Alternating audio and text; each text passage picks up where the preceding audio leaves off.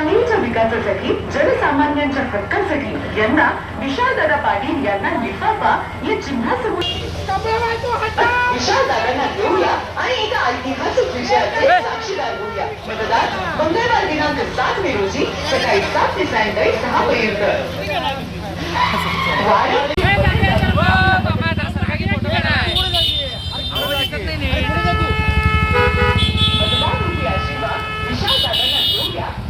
मागे मागे अण्णा मागे कशाचा प्रेस आहे. अहो बरोबर आहे सगळं बरोबर आहे की मध्ये सांगली लोकसभा निवडणूक 2024 सांगलीच्या विकासासाठी जनसामान्यांच्या हक्कासाठी यंदा विशालदादा पाटील यांना लिफाफा या चिन्हासमोरील बटन दाबून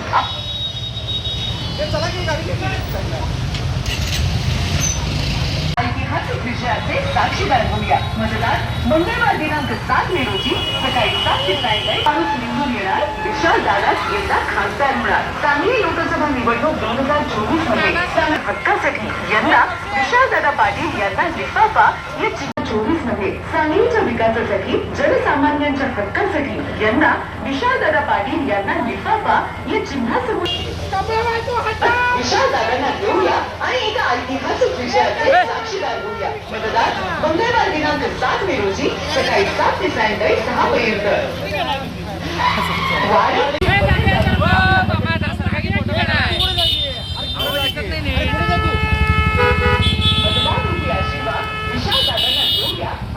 मागे मागे अण्णा मागे कशाचा प्रेस आहे.